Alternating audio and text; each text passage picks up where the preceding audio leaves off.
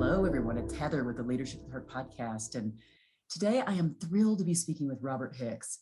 And I'm actually not going to tell you exactly what he does because I'm going to let him do that. But he came to me because I was working with an organization, Ward Gateway, and I've actually been watching this organization from afar for some years now, and love the mission, love the focus, and so much alignment between employee fanatics and the work we do on engagement and retention and leadership development. I thought, I have got to work with him. And so one day we ended up working together, and then all of a sudden I was like, I have to get you on my podcast. So voila, that is why you're here, Robert.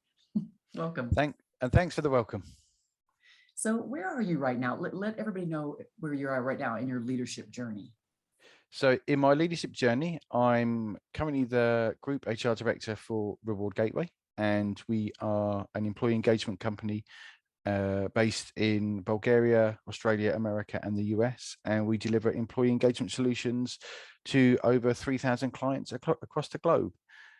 And my journey is I look after the people in experience teams, and I'm responsible for all our people worldwide, including employee engagement, learning and development, reward and benefits, equity, diversity and inclusion, office experience, people ops, get a pause for breath, internal communications, and talent acquisition. It would have been easier if I would have said anything and everything people related.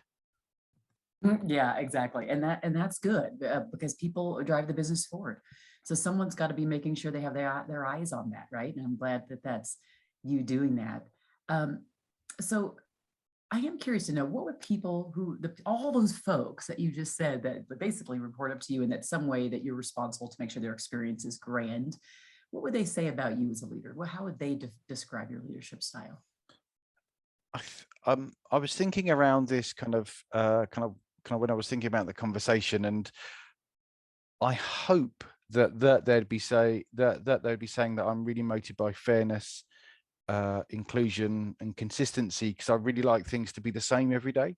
Because I think that in the HR world, I've got one of my sayings, of which I've got many, is that HR is not really a people job; it's really a communications job, because we've got to communicate what we're doing and why we're doing it and how we're doing it.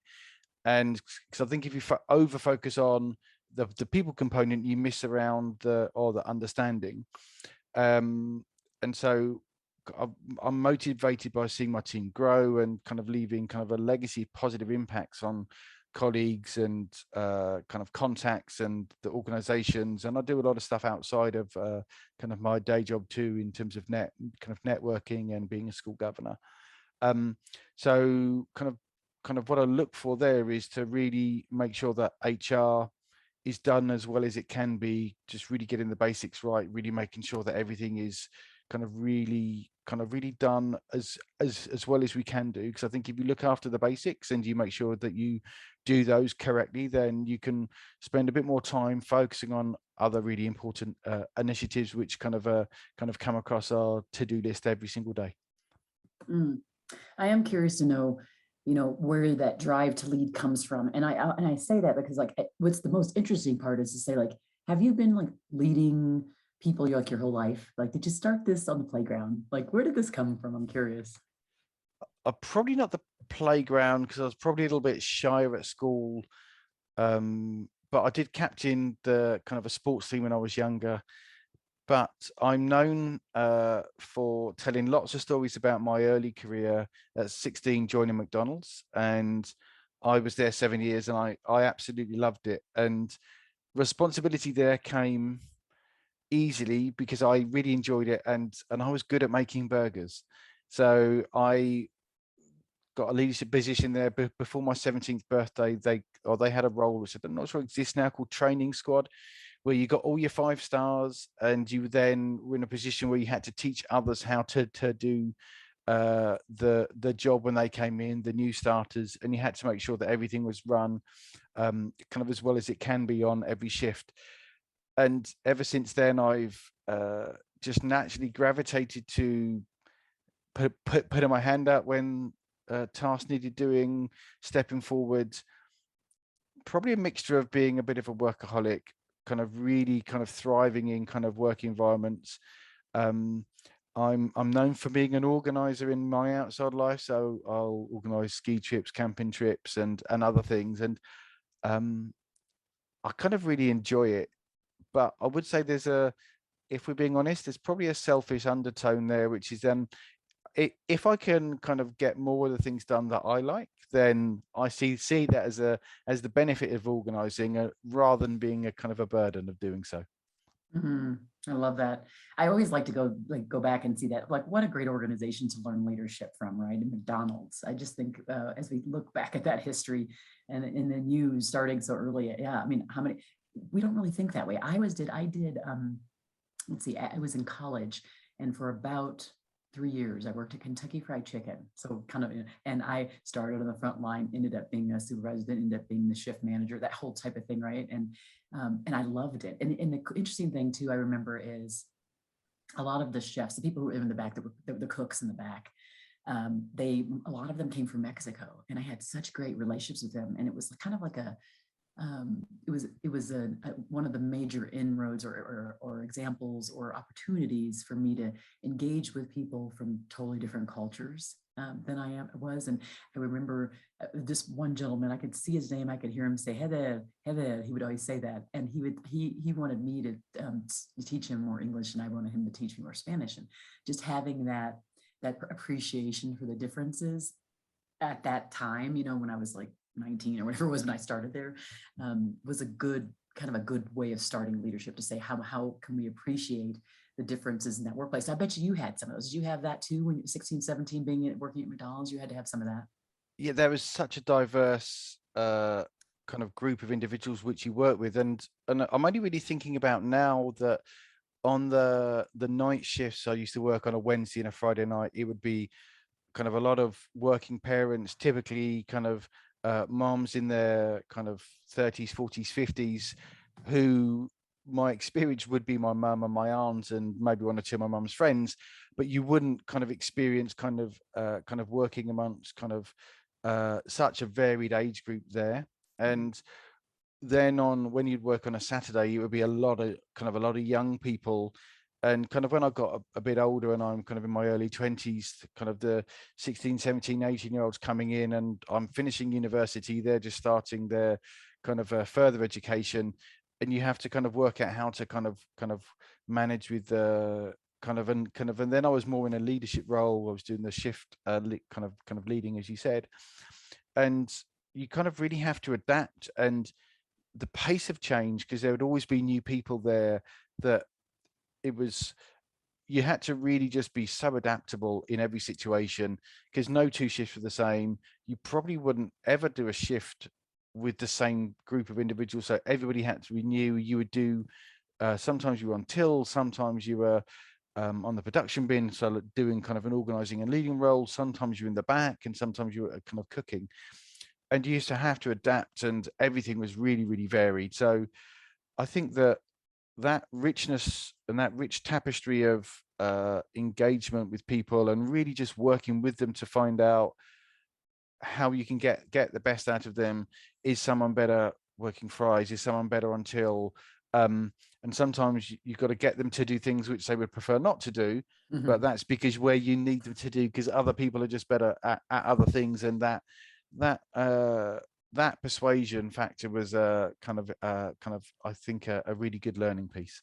And it's funny how we don't really, like you said, I hadn't really thought about it. Wow, I was in generations, and I was like, we were like dealing with like bilingual, and I was learning one language, and he was learning one language, and we just had like a huge amount of respect for each other. So you just think through that, like that way back then when we were younger, and like what it looks like now, and the roles that we both play now, the role you play in the organization you are leading, that entire, like you said, people services component, and boy, like the level of responsibility that's there, and the level of intuition it takes to figure out where we put the right people, stays true to today, right? It's like, yeah, and allowing them to kind of run down the runway the way they need to, kind of providing them some guardrails, and then making sure at that point they kind of do it the way they want to. They put it all together the way they need to, instead of micromanaging it, right?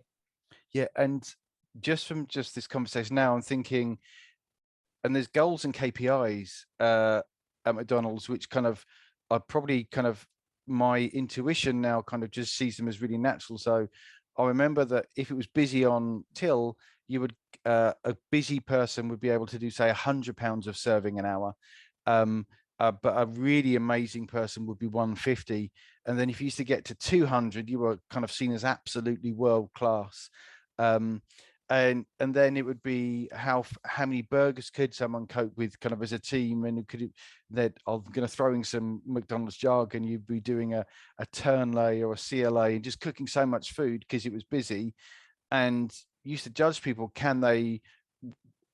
Could people stand the heat of the kitchen or at the front of the till and meet those objectives, and the planning and preparation for those busy hours, which would in essence make or break the store's profitability. But you can only really kind of look back on that in retrospect, kind of a few years ago, as when I was there. Yeah, exactly. I'm curious to know, has there been a time, whether it's where you're at now or in between where you're at McDonald's and way here, right, where you felt like maybe you weren't like the best leader, maybe this focus on people wasn't as much there, people communications, like you weren't really level set on what you were supposed to be doing. You weren't really proud of yourself as a leader. What do you have any specific stories you can share in that regard? And then if so, what did you do to come out of it? Like, how did you kind of arise from the ashes? And I say that funnily because we are not perfect in any regard. So no matter how many ebbs and flows there are, we don't just arrive at a destination and now we're perfect. But what did you do to, like, if you were at a low in a place where you're like, I'm not real happy about how I'm leading right now, what did you do to kind of come out of that? Yeah, I think it's a really, really good question, because I'm a great believer in, we've got to look back and kind of learn from our mistakes. And kind of one of my other sayings is, it's about progress, not perfection. And I think that we are going to make mistakes, and it's how we learn from them and how we adjust. And I I think partly when I left McDonald's, I went to work for another organization, and they were pretty big and they had a very strict performance culture. And you had outstanding, excellent, good, not performing, and then there was a kind of a number one category. And it wasn't a very honest performance culture. And you look at the criteria, and anybody who was just who everyone who just wasn't good got a 3. No one ever got a 2. No one ever got a 1, or maybe occasionally that kind of there would be. And then I looked at the criteria, and I would be working the team kind of really hard, kind of my McDonald's style, bringing it in. Right, we're going to do this, this, this, and this. And I, 2 employees who kind of, and I gave a 2 rating to. And I think that when the organization, I'm going to pick a number, I think they had like 10,000 staff then, and within the UK there was about 3,000. And I think I was only, I my 2 employees who I gave a 2 to were probably only about 5 in the whole of the UK who got that rating. And so when you're 40% of underperforming employees, and kind of you look back on that and you go, I was probably far too hard. In fact, I know I was too hard. I didn't understand the lens as to what was going on. I was probably didn't apply the flexibility to kind of work with them to kind of help them perform. And uh, I probably didn't bring the best of myself to kind of work, because kind of being really focused on, you've got to perform and do this. But actually the biggest mistake I'd probably say was giving them a 2 was massively demotivating for them. Whereas I could have been more pragmatic and said, I should give you a 2, but I'm going to give you a 3, and here's what I want you to do that. So that level of smart, I hope I've got now, but I was definitely missing then. And I think it's the being overly often, and I see this with fresh managers all of the time, being very, very puritanical about performance, and performance being massively binary, where now I've got 40 over 40 years of experience of managing, and I can see that, well, what's going on in their lives, kind of, is this a short-term blip? And just all of the tools we've got there. When I was in my first corporate managerial position, I was it's my way or the highway, and I want you to do this. And I realized that I was actually working far harder to try and get a couple of people to where I wanted them to be, rather than just really being pragmatic and reasonable and setting the correct frameworks. And that was hard to kind of realize that you're doing the wrong thing by not focusing on the right things, not setting the right objectives, not moving into a more coaching style and being more persuasive with them, and really focusing on, you've got to do A, B, and C, then we've got to do D, E, and F. So I look back and go, probably better to learn those mistakes early on rather than later in your career. Yeah, that's a great one. And I'm wondering, what role do you think, like a lack of listening or more listening would, or like did or could have played in that interaction, that whole story that you just told? So what I mean that is, in this situation where it was a couple of the folks where you gave them the twos and they weren't performing, do you think that you were taking the proper time to kind of reconcile where they were actually at versus where you wanted them to be, by actually talking to them, like finding out what was holding them back, what were the barriers? Did you feel like you were digging deep enough to kind of meet them where they're at? And the other question is, aside from the listening question, is this idea of acceptance. Because I heard you say, I know, I'm sorry, it's just, this is so intriguing to me. I heard you say that getting them to where I wanted them to be were the words you used, right? And then, but then there's this kind of counterbalance of accepting them for who they are. And maybe that means they're not on that team, or they're not in your organization, or they're not in that role, because you have to accept how far they actually go, given where you want them to go. Okay, so those are two things. Sorry. So let's address the first. Do you feel like the listening portion of it, do you feel like you did a good job in that process of really listening to them? The vanity within me wants to say yes, but the reality within me is going to clearly say no. I was far too focused on control management and goal management, rather than being a consultative leader and saying, here's where I want to go and how can we get there together as a team. And that clearly kind of created the challenges, which means if you don't do and kind of, one of the things I talk about a lot is that if you have a bad policy but explain it well, people will accept it. If you have a good policy explained badly, people will jar against it. And for me, I thought I was doing the right thing by measuring them against the objectives and looking at how I would do the job, because I could do the jobs really quick. They had different skills, different experience, different learning journeys, and different environmental factors, none of which looking back on, I was cognizant of. So I think it's listening in terms of what they said, but the listening and observing the environment and the impact within that, I was also, I probably would give myself a C- for there, where I think there was more things I could have been aware of to have got them to it. It might not have changed the end outcome, but the journey would have been much nicer. And then that idea of that counterbalancing of acceptance, accepting it. Like, what are their limitations? Often, like, we do that, right? I say we, I'm saying we, because that's me too. We see like an end goal, or we see, like you were saying, like there's this thing we want, or we want this person to be here, or we see this person here. We don't first ask them if they want to be there. We don't then evaluate, do they have what it takes to get there? Is it something we can skill them up to actually get there, or is it just not within them to get there? Like those kinds of things, right? So I'm just curious to know what your thoughts on that. It doesn't have to be just specifically on this situation, but just generally, you can tie it to that. But what are your thoughts on that? I think listening is something which I encourage my managers to do, and I think it's something which I have to work at to kind of, or to get better at. And I think the whole developing of your team is really important.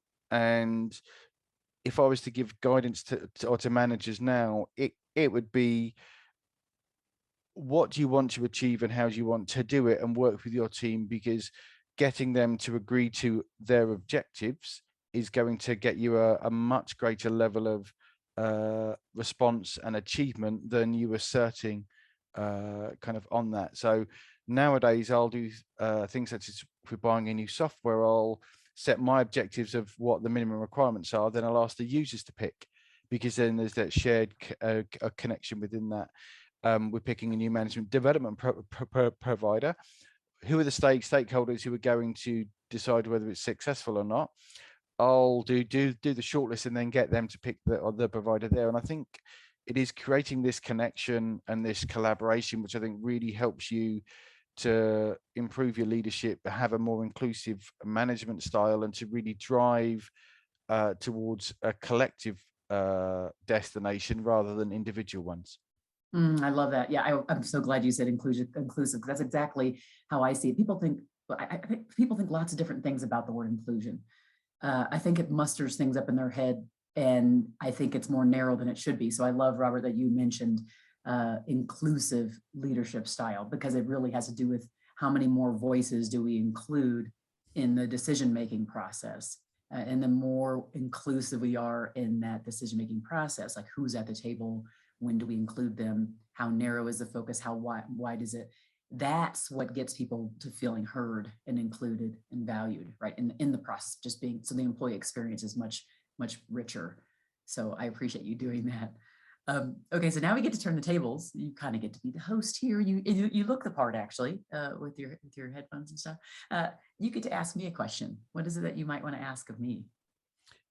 If you could go back and look on your career, and you could apply a sliding doors moment and make one change to it, what change would you make? It's so funny to say that, because often I will say, I cannot believe I went to law school and I practiced. Like, who was I kidding? Like, I totally did not belong there. So there's a part of me that says I probably would have been like in a role like you, or in a role like Hannah, to be honest, like one of those two. I kind of have both of the kind of advertising executive, marketing executive, and the HR person, HR leader type of thing in me. So I may have, done that differently. It's one of those things that's hard, right? Because I want to have regrets, or I want to say I would have done this differently. But at the end, I realize it's the journey. And I also believe that things are meant to be. So where I've been is where I was supposed to be, and where I'm at is where I'm supposed to be. And so that one's a hard one, but I think that's probably what I would say. I would probably end up in one of those two tracks, something like, leading some marketing agency, or leading some, the HR organization for something instead of law. But, it is what it is. It still stays with me. I always say I can't outrun that legal that training, man. I try to get rid of it. I try to deny it. It's still there. And at least you know what a contract looks like, whether it's good or bad. Exactly. It's like, oh God, I have to go here again. All right. So for those who are listening now, that really need maybe some words of wisdom, pearls of wisdom, just like extra to get through their week, what might be a couple leadership pearls of wisdom you would leave them with? I'm going to go back to kind of something which I kind of said before, which is, I think when you're struggling, you should always just have a review and make sure you're getting the basics right. Because if people have confidence in that you're getting the basics right, then I think that builds a lot of credibility, and you could really then justify why a project might be on hold, or you might be pausing some things. But explaining why you're missing the basics is hard. So look at the basics. Let's get a plan in place. Then number two would be, if you're struggling, or you need to really set some kind of a new agenda, my view is talk to your team and ask them what they think that or they can do, or what you should do, or what the business should be doing, and kind of go into feedback mode to kind of really get them to participate in the growth plans or the recovery plans. And then one of my favorite sayings is that if you're having a bad day, is that this too shall pass, and the next day is another opportunity. But kind of moving on, kind of a little bit from kind of those are the work things and the mindset, is to just remind yourself we've been in a pandemic for 2 years, and we've been working from home mainly, but we've been doing so in. It's been a 2-year crisis that we're just coming out the other side of. So have you taken a holiday? Have you done some self development? Have you done some networking to connect with some like-minded individuals to freshen up your network, and to really just find some different mindsets and different voices? Because if you've been in the same job for 2 years working with the same people, you've probably been going through just a rotation of conversations. It's performance reviews, it's pay reviews, it's we've got some challenges, we find it hard to hire people, and it's the same things. And stepping outside of your own organization, I think, is always important. And are you doing some service? Are you being a mentor? Are you getting a mentor? Are you doing something which is going to adjust your perspective? And the more time you spend on other things, be it small, the more that will give you insight into your own world, because you stop thinking about something and then the solutions will come to you. So I think it's lots of small things. I don't think there's a magic bullet. I think it is get the basics right. Let's set some goals. Don't worry too much. Realize it's been hard, and focus a bit on you, and do some things which are going to change your energy, and be purposeful around them, and create a sense of accountability. And I'll just finish on this bit for this one. Is I'm doing a bit of mentoring with someone at work, and they want to do all of these things, and so I said, you've got to keep yourself accountable. So on a Thursday, you need to send me a note what you're going to do for the weekend, and then on Monday, say what you've done against that.